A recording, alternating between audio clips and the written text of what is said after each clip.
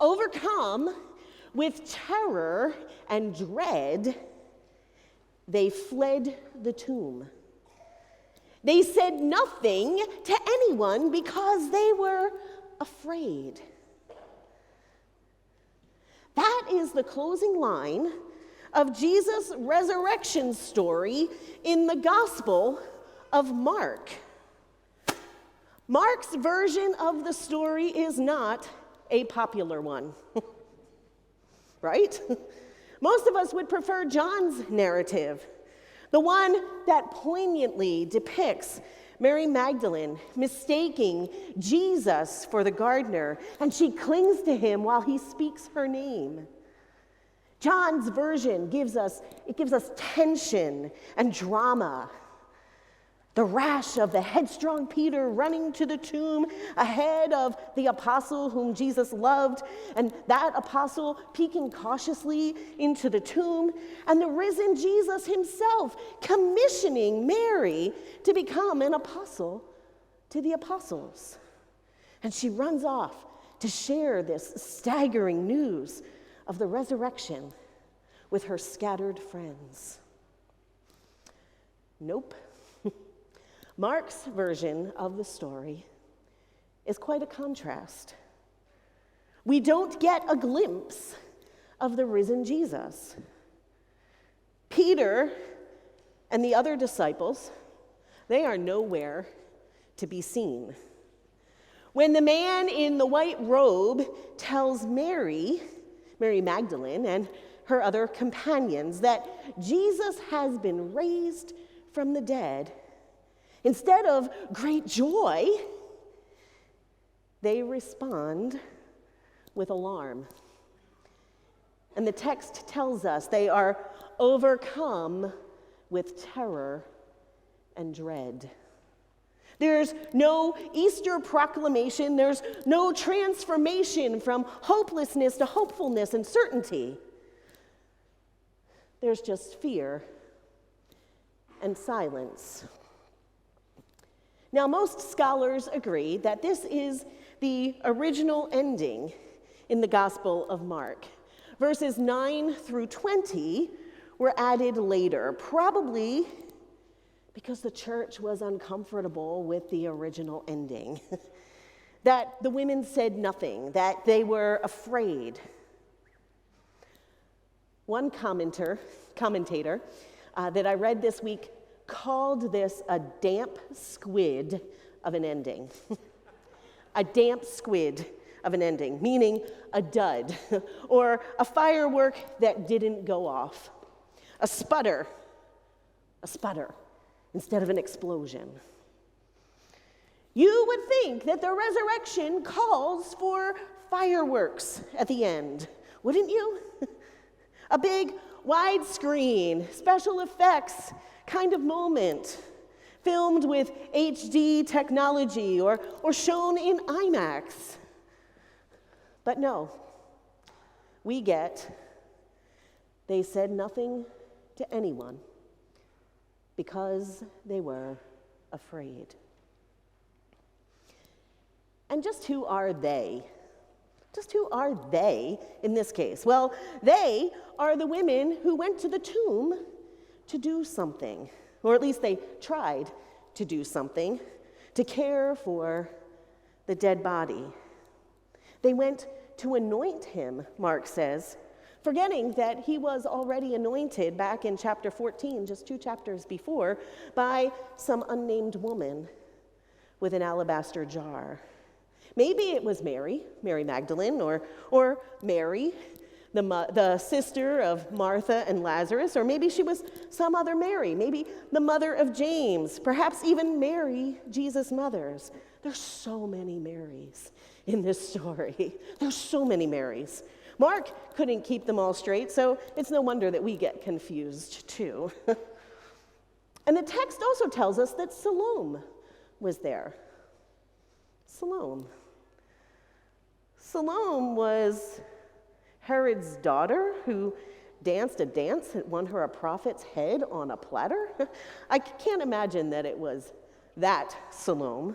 But there was also another Salome, one who was thought to be the mother of James and John, Zebedee's wife. Wait, the mother of James, we thought her name was Mary. Or is that a different James? I don't really know. We need some kind of cast list in this story, don't we? We don't really know who is who in this story, but we do know what they did or didn't do, or at least tried to do. They, the women, intended to anoint the body, to prepare it for burial. This practice was done to actually help with the decay process. The spices, of course, were probably there to help with the smell, too, but they were used to help accelerate the decomposition of the body. Bodies would lie in the tomb for a year, and then the family would go and they would collect up all of the bones and put them in a box that was called an ossuary, and then it would be stored in a different section of the tomb.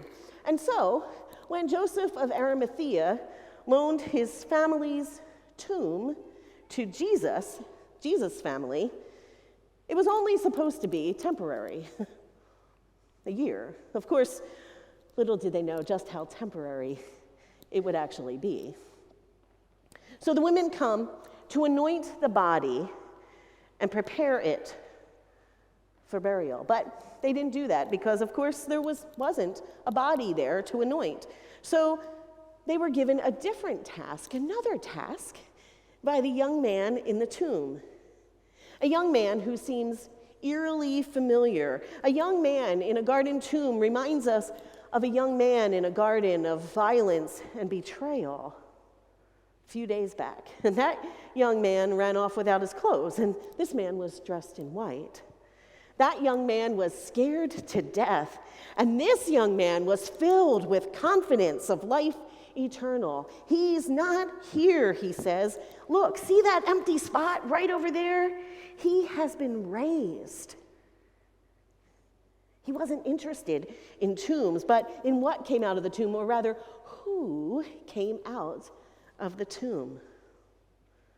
Now, we aren't introduced to this young man. Again, we need a cast list, right? But quite frankly, I think we're not introduced to him because it really isn't his story. He's just there to point to another, to point to one who isn't there, to the one who has been raised from the dead.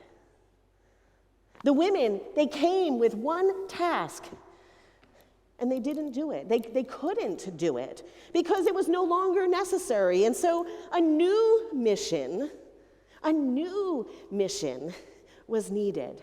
Go and tell the disciples, he says to them. Go and tell the disciples, especially Peter. Especially Peter? Really? Peter? I bet the women really had to blink at that one. The last that we saw Peter was that he was collapsed, sobbing in the courtyard of the high priest's house. The last we heard from Peter, he was spouting curses and swearing oaths that he didn't have a clue who this Jesus person was. The last we knew of Peter, he was condemned by a rooster who was crowing on that terrible day. It was the worst day of Peter's life. And he knew he had failed. He had failed to keep his word that he had so vehemently declared mere hours before that stinking rooster. Even though I must die with you, I will not deny you, he said. And die he did, inside, in his soul, in his sense of self. But now, go and tell the disciples, especially Peter. What did Peter do to deserve this? What did he do? He did nothing. Absolutely Nothing. And what did the women do? They said nothing. They said nothing to anyone because they were afraid. Nothing. What did any of them do to make that Easter moment happen? Nothing. What do any of us do to deserve Easter? Nothing. Nothing. What do we do to deserve or to receive Easter? Nothing. Now, Mark doesn't show Jesus appearing in the original ending of the Gospel of the Gospel of Mark. Jesus doesn't pop up from behind some kind of rolled away stone and go, "Hey, surprise!" He doesn't encounter anyone wandering around in the garden. There's just this presence, a presence with a capital P. He's not here, the young man says, but he is going ahead of you into Galilee. He's not here, but that presence with a capital P will meet you. He will meet you where you live. He's already there, ahead of you. So get moving, get going, or Easter will go on without you. That's what we do on Easter. We run to catch up. We run to find the one who has gone before us. We run to find the one who was raised for us. What did we do to make Easter happen? Nothing. Sorry to everyone out there who's made their ham. What did we do to make Easter happen? Nothing. What do we do to deserve such a gift? Such a moment? Nothing. I hear it right here. People saying it. Amen. Nothing. What can we do to make it stop or to make it better? Nothing. Nothing. Easter is, Easter was, and Easter always will be. And we did nothing. That's Mark's way of telling the story. It isn't our story. It isn't our doing. It's God. It's God's. God is the actor here. God is the doer. We barely appear. It isn't a human story. It's a divine one. It isn't our story. And yet, who's who in Easter? Who is on that cast list? Well, we are on that cast list. We are someone because of Easter. We are who we are, not by doing, but by the grace of God. Can I get an amen on that? We are who we are, not by doing, but by the grace of God. We are made new, not because we earned it, but because God gives it.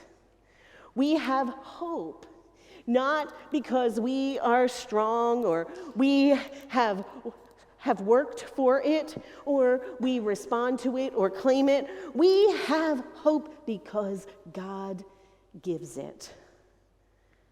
And because the resurrected Jesus goes on ahead of us and leads us home. You will see him. He told you that. Remember? You will see him.